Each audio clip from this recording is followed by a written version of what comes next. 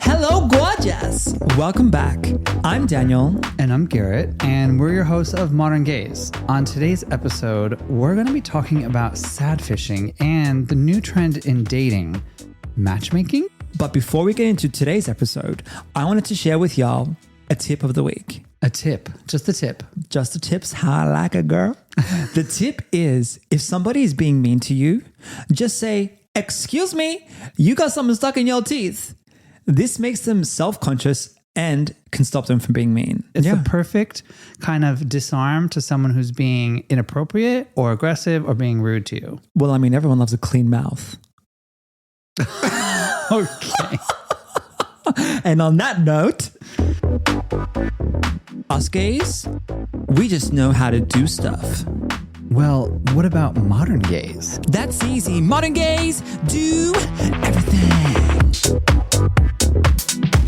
So, on today's episode, let's break down something called sad fishing. Sad fishing. And I'm not going on no boats. And there's two things I don't like. I actually do not like this word because I don't like being sad and I don't like fishing. You will never catch me fishing. You'll catch us on a yacht, maybe eating spaghettis. With champagne and oysters. Yes, and dancing. But sad fishing is actually a term that's become, coined only a few years ago. Yeah, 2019. So sad fishing is basically posting overly emotional content to seek that validation and that empathy from either your followers or from people, whoever your audience is.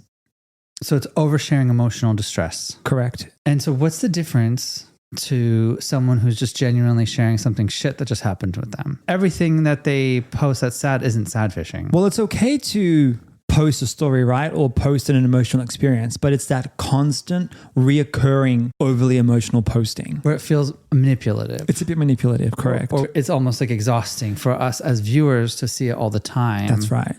We all know people who are on their journey. Absolutely. Like, we're all on journeys. On a journey. Like you can be on a fitness journey, you can be on a foodie journey, you could be on a travel journey, transformation journey. Yeah. Like we know enough woo-woo people that are going on their, speaking to the moon and the stars journey. I'm on my healing journey. Yeah, everyone's on a journey. Yeah. And I think that sharing the journey along the way is great because you could see the ups and the downs and the in-betweens and the success. And it takes you along for the ride. Correct. And that's what I guess some people use social media for, is to really bring everyone into their lives and get a little bit of that support, at the same time feel like they have a story to tell, because we all want to tell our stories. Right. And when the story is the same over and over and over again, it can get to a point where it feels a bit contrived or pushed, or maybe even not real at all. Right. Well, look, if any of our friends or any of my friends, right, had a problem or were in a pickle or a funk, I would happily hear them out, help them out, and give them some guidance if they wanted it, right? Yeah. But if anyone I followed, whether I knew them or not, was constantly just posting this negative, sad, same story on repeat over and over again. Yeah. Unfollow, block. I'm sorry. Sad fishing, I think, is something that you can see that is more repetitive, highly emotional, lacks any context, and uses a lot of dramatic language. Right. Like I have had friends or acquaintances really, where I would see the same type of dramatic shit that always happens. And then you start to think, oh, they just have bad luck. Right. Or they're attracting that kind of bad energy. Your vibe attracts your tribe, right? And I think that literally if you're faking being sad, then you're just celebrating the attention that you're getting while you're being in that sad space. That's all you're going to attract. Okay. And it's going to be a real fucking thing for you. Let me ask you a question. Why do you feel like people have the need to overly share these stories consistently? I think that it is a way to get attention when you don't feel like other ways of getting attention are working. Exactly. We're insecure. Right. We're all insecure. We all have a form of insecurity, whether it's our face. I mean, I had acne, that made me super insecure. I was insecure about my voice. Your voice. I didn't like my voice. I didn't like the way I sounded. Even when we started the show, I would listen back and be like, whoa. But now I know how I sound and I'm so much more confident to speak. When before I might not have said what I wanted to say. how I wanted to say it. Right. Confidence is found in the value that you provide. And if you don't feel like you're providing value in some areas of your life, but then all of a sudden you start getting attention by how dramatically sad and, attention. Your story is. Right. The reason why I asked you that question was because a 2022 study conducted by the Journal of American College of Health found that people who tend to share a lot more emotional posts on social media are usually more insecure. And like you said, they are seeking that validation consistently, which is what social media is, right? It's a validation seeker Can be. Yeah, to make sure that their needs and that their emotions are met. Because sometimes when we have conversations with friends, they don't want to hear us. Right. So where do we resort to? Social media. We put out our story. We want people in the comments to be like, I understand you. I felt the same. It's that playing field of that same level of commonality. No, if I'm going through a difficult time, the last place I'm putting it is on social media. Well, have you ever overly shared a personal story on social media? No, I don't. Well, other than this podcast. Right. Yes. I mean, every other time we're posting something about some sexual experience or some dating experience or our marriage or what we're going through with whatever's in our, we have been quite vulnerable. So okay, let me follow up. I'm going to ask an add-on question. Have you ever, oh my God, is this a game of have you ever? Have you Where's ever, the tequila? Girl, truth or dare, have you ever posted a quote vaguely on social media with no context? 100% yes. Same. But I can relate. And I wanted attention, but that's a shady bitch move, Right. I think. But you do it on purpose, right? You do it for the attention because you're like, oh, I want my followers to think about this. And no, it wasn't more of my followers. It's always about that one single person that fucked with you. And then but you that want one them person to read knows it. the intention. It's Correct. the people that don't know the story. They're like, oh my God, what's happening in Garet's life right now? I guess I didn't think about it that much because my intention wasn't to sadfish. Right. My intention was to get the attention of the person that may have hurt me. And I want them to see that and potentially change their mind so they don't hurt me. So you're manipulating the person that actually hurt you. Correct. And I did that probably more with, like quotes, like people post quotes. Oh my God. When I was things. like 16, quotes were in. I see it all the time today. People are still posting quotes. I even sadfished. I was going to say catfished, girl. I even sadfished on Instagram. You know, when you would post a photo of yourself and I did like a photo shoot, I would sadfish the caption. I think there's levels of sad fishing. And I think that if we know that we're actively sad fishing, then we may be able to get closer to what we want quickly rather than put something out and just like lure one of our friends or followers to like reach back out to us. Because we have had friends that have posted shit and then we would get up on a phone and actually call them and check in. Old school. Yeah. And be like, hey, I saw that quote you put up. Is everything okay with this and this or whatever? And half the time it's not. Right. And then you get into a conversation. Just pick up the fucking phone call in the first place and call me and be like, that's what friends are for. Correct. But a lot of people don't have that social support, or a lot of people don't have that bond with people to open up and be vulnerable. So behind the lens, they have that confidence to share their story authentically and be a bit more vulnerable. So there's a difference between being vulnerable and sad fishing, right? Because people can share their story and be vulnerable. We're not talking about vulnerability here. We love vulnerability. I think it's amazing. We're talking about vulnerability as performance. Like when you're using your vulnerability as a performance consistently, it's like, so there's this psychologist named Dr. Erin Vogel. She's a social media researcher, and she highlights the risk of sad fishing turning into basically performance, where your genuine emotional support will start to fall off because people don't believe that you're actually legit going through something. Well, a lot of people think it's attention seeking. Yeah. People think it's, look at her. She wants more attention. And it's just, it's not a real story. So celebrities get this a lot on their social media when they put out something like heartbreaking or much more vulnerable. A lot of people use that as an opportunity to kind of attack them, saying that like, they're just using it as something like to get attention. It's like clickbait, right? Because we're supposed to feel less bad for them because they have so much money and fame, which is sad because they're still human beings that deserve to feel how they feel. And we as a humanity should feel connected to that. But I don't know if sad fishing is ever going to stop. No. Because even in our lives outside of social media, when we need help, we usually act out. When we're not really aware of what it is and how we need help, and we haven't really self-analyzed the situation, I feel like most of the time there's some kind of anger that's maybe reactive, or you say something you don't really mean to say to that person. It's not really about that. It's about something else. Like we don't really have an understanding of the emotional situation that's happening in our head. The emotional tornado. So then we like basically act out, and it's almost kind of like a call for help, or like an intention-seeking situation. Sad fishing is the same thing. Yeah. It's just on a much more public platform. Right. So how do you help a person who's sending out that lure on the fishing wire and reel it in? Fishing rod and reeling it in. They caught you and they're reeling you in. What do you fucking do? You say, I caught you, girl. You are sad fishing me. No, you can't do that. Sick to hell. They're gonna send out 20 more. No, I'm just joking. rods. I'm joking. I think if somebody's legitimately sad fishing, just reach out to them and say, hey, I saw your post. I'm just checking in. Are you okay? You have to say, are you okay? And then I think you have to give them a bit of a solution. Because if you just, hey, are you okay? They got what they wanted, which was your attention. In that specific situation of like sad fishing, right?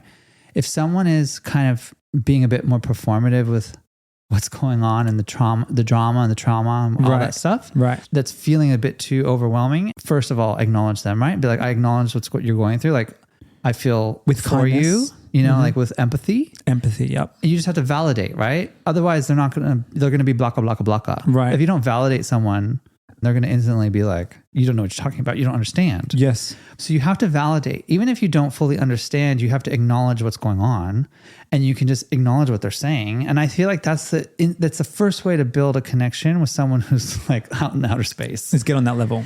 And then you say, you know, I think that you should maybe go speak to someone who has more experience in dealing with this. Maybe these types of professionals who have more experience helping people in your position. It could, and with empathy and love, and you could say that, like, I'm saying this with empathy and love. Like, you can even like ensure someone how you're saying it by specifically saying, I'm saying this to you with a lot of understanding and love. Yep.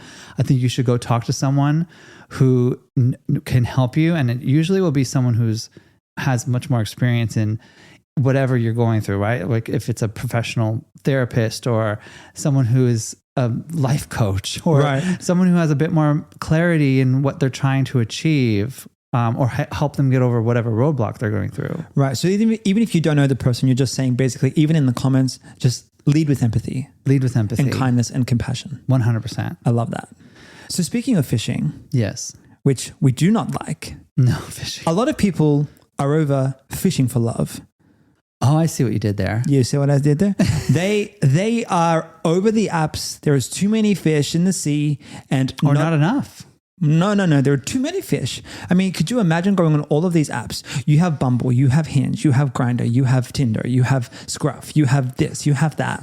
I mean, everywhere I go, that's a lot of fish, girl. Every friend we hang out with, even on the street, walking up, in the gym, everywhere, everyone is swiping.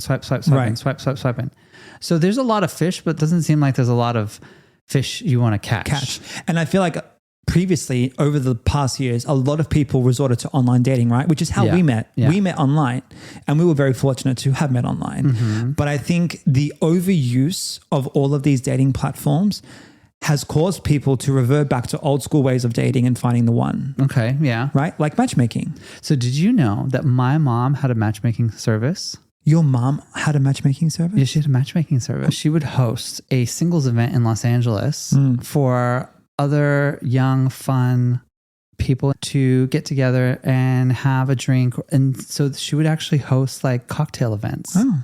That's how my parents met. Really? My parents met at my mom's singles event. And so very old school, like it was hosted at some reception hall or golf course, place. That's cool. And they'd had drinks and food and bites and like little like kind of, it wasn't so much like a speed dating situation. It was just kind of like show up, let's party, let's have a drink. Okay. I love that. Do you know who's actually a matchmaker? Who? Me. you have actually matched many of our friends. I have match-made many of our friends who are now happily married with children. Yes. I'm not saying that that's what you have to do, but that's the end of the result. Well, all the people that you have matched Yes. and that have kids are straight. It doesn't work in the gay way. But it could work in the gay way. If we had more gay friends, I would be matchmaking this, that. Tommy with Brad, Leroy with Xavier. Everyone's matched. Like, yo, matched, booked, and blessed, girl. Yes. How do you do it? How does it work? Is it just a feeling? Is it a... That's a good question. I usually matchmake based on personality. Okay. So I would like look at my friend's vibe, look at the other person's vibe, and then see if I think that they would genuinely get along. And I also look at their core foundations. Okay. So like, are their beliefs and their values the same? Like, Okay. could they have good conversations where they would understand one another? You're not listing pros and cons and looking at your database and No, going there's through all no the like biodata. checklist. No, there's no biodata. Okay. There's no like, I'm looking for a man in finance, 6'5", blue eyes, trust fund. There's none of that. We don't know anybody like... Oh, actually, maybe we know one person someone. like that. Girl, his name starts with a D. Shout out. Girl. Okay, so seriously though. Yes, seriously. Okay, people... So I can see the benefits of matchmaking actually. Okay, so matchmaking is in. Matchmaking is in. It is 2024 and we're going old school. Old school because We're going old school ways to find love. you have two different generations who are growing up with social media and lots of technology, lots of communication tools at their fingertips. Mm-hmm. When I was growing up, I barely touched a cell phone until I was like 15 or 16 years old, and it was a flip phone. Right. Like aging myself terribly. And then I had MySpace. I had MySpace too. I got to like have a childhood without so many attachments, but I would have loved and appreciated the technology back in the day. Like, Right. I'm not going to lie, because I use everything. I would have loved to have that earlier on. A 3-month-old baby knows how to open an app. I wouldn't want that. I actually like the way I was brought up. But I'm just saying, like, the way that we connect and build relationships and friendships and now dating, it's so affected by digital experiences that I feel like the generations of today, like the Gen Zs and the future alpha, whatever, like they all are going to almost like rebel. It's like an ebb and flow. Well, they're moving away and they want some old school connection. Well, they have already. Look at all of the dating shows. You have Married at First Sight. You have Couple to Throuple. You have Love Island. Bachelor, You have The The Bachelor. Like Bachelorette. all of these love dating shows are depending upon somebody psychologically screening these contestants who then match them. Are they psychologically screening Absolutely, them, though? they are. They're going through rounds and rounds of testing. I think they're psychologically screening to see who's going if to they're lose their fit shit enough, I think enough. if they're fit enough to go on the show. No, I think it's opposite. I feel like they want the drama. Right. They're pairing people so that they either like actually become successful or if they're going to implode and like Probably. take But the people point down with them. is that, like you said, the Gen Zers of today and the younger generation are, which I mean is still us, are looking for love. No, it's not. I'm a Gen Z, thank you. I'm 1993. You're a millennial. You're on the cusp. Oh, shit. Sorry. It's fine. I'm a Gen Z millennial. So they are looking for love in all the right kind of places now. Yeah, that's true. So today you have video dating, you have virtual matchmaking events, you have AI-driven dating services. There is so many avenues for you to meet someone outside of an app, but it's still somewhat attached to the app. Right. So now like you have OkCupid who's using machine learning. Okay. You have eHarmony that's using some kind of AI compatibility matching service. And you have other apps that are encouraging people to get together at actual physical events where they're going to do like a speed dating round or they're going to do some kind of actual game show. Like, you know, the game of love and like there's all of these like the dating RuPaul's The games. Snatch Game of Love. The Snatch Game of Love. Like people want to gamify dating and make it fun again. There's actually an app, because you know I'm into astrology. There's an app where you can put your birthday in and then the app matches you or tells you what's the birthday of your best compatible person. Right, like the book of birthdays, like the whole thing of like based on your which you told me about while we were dating. Yeah. So seriously though, seriously speaking, if we were on Married at First Sight and we were matched, maybe it was like an all gay cast. Okay. Do you think we would be as successful today? I think At first, absolutely. We would turn around, slow motion. Oh my God, I'd be on doing my confessional. Oh my God, he's my Prince Charming. You guys matched me so perfectly. He's the one. And then my vows would have been amazing. They were amazing. And they were amazing. Okay, no need to shade on my vows, girl. Let me finish my confessional, please. Okay, yes. So, it'll be all great. We do a couple of challenges. And then I think because of the experience. It's a rushed experience, right? I think that we both would have needed more time to unpack everything. And I think that we wouldn't have aligned. I agree. 100%. I agree. On my end, I think I would have given up and been like, leave. And then that would have turned you off. I don't know if I would be successful on that show, period, full stop. Why? Because I don't open up that quick. But I think that in these dating shows, and there's so many of these dating shows so this now, is the problems with the dating shows. Is that it has taught a whole nother generation of people how to date. Right. And what? Every week you sit on the couch in your lounge room and say, stay or leave? Like, what the fuck? We met on Chappie, and on Chappie you could like slide, right? Like we've said this before. Slide. You can slide.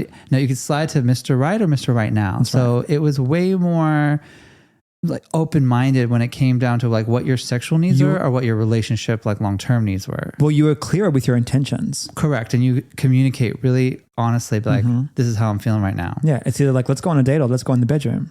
Exactly. Or you could be in the middle. Or you can go for both. Yeah. But I think with today, there are so many more gamified options.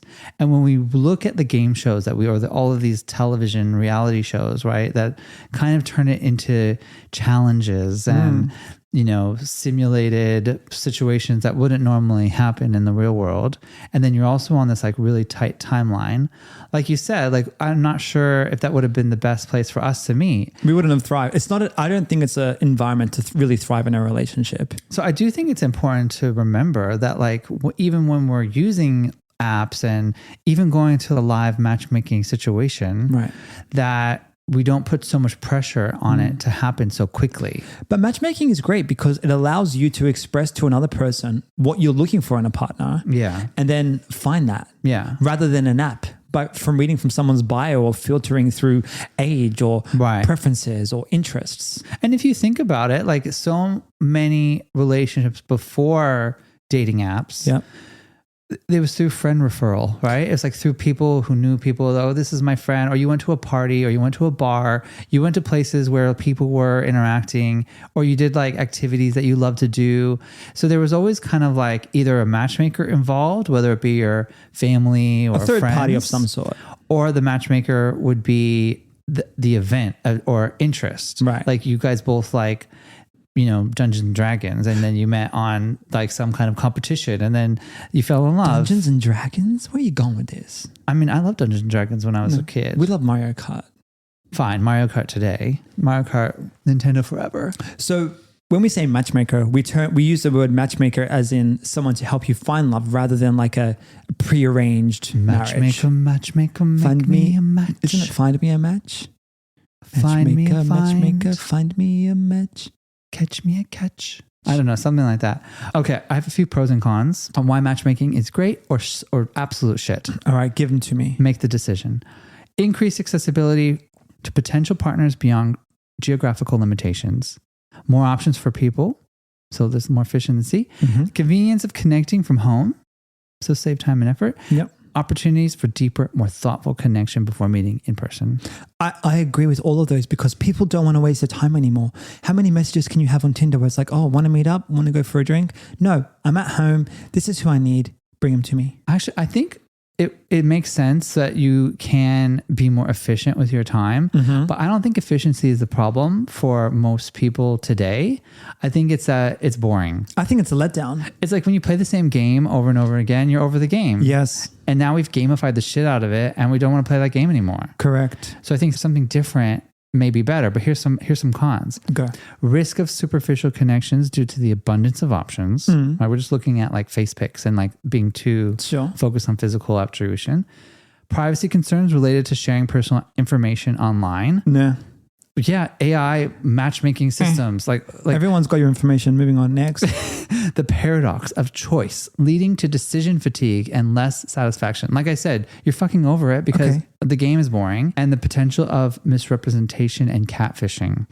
Is this person actually who they say they are? But is anybody who they say they are really until you get to know them? right? Does anybody change? Do people change? Speaking of matchmaking, bloody Sutton was matchmade on Real Housewives of Beverly Hills too, and that didn't work. That didn't work. That didn't work. But that was a poor matchmake, I think. Well, in the gay community, you have Grindr, obviously. You have Scruff. There's Her. There's Lex. There's all these other apps that specifically cater to us. But the inclusion part is great because you have people who are represented well with their sexual identity and their gender identity.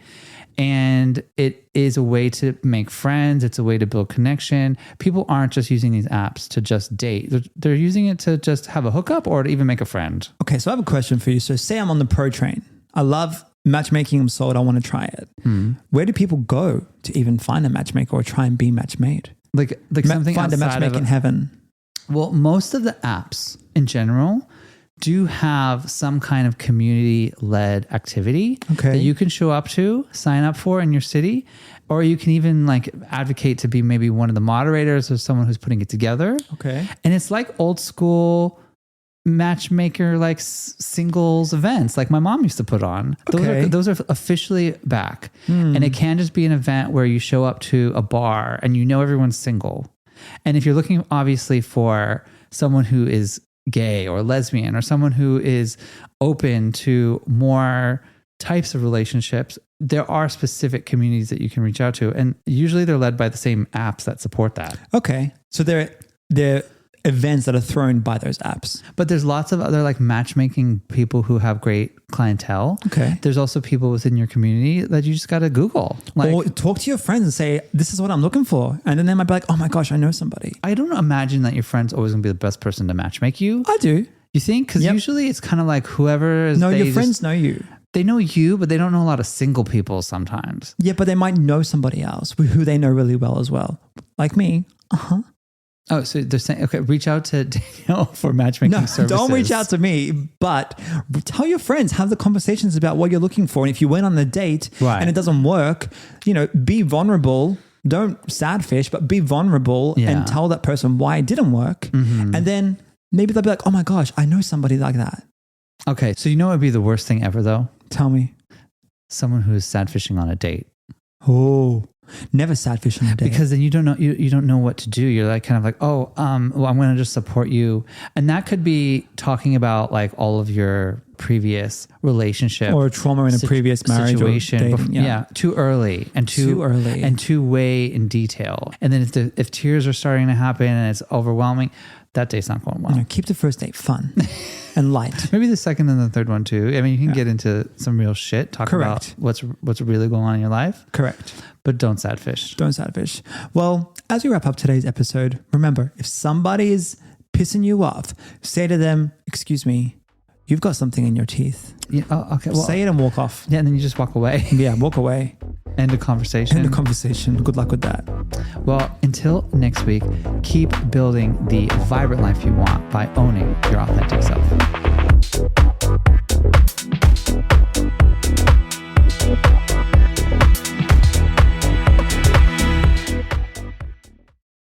Hey everyone, it's Daniel and Garet from Modern Gaze. You know how we're all about owning your authentic self, right?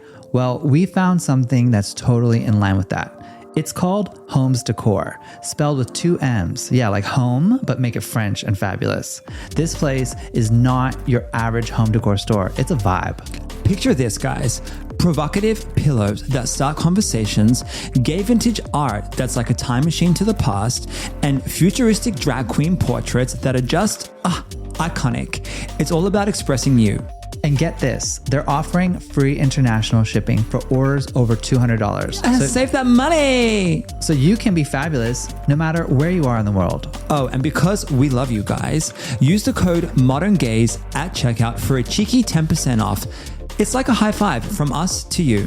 So go ahead, make your space as vibrant as you are. Check out Homes, that's HOMMES, decor.com, and let your home tell your story.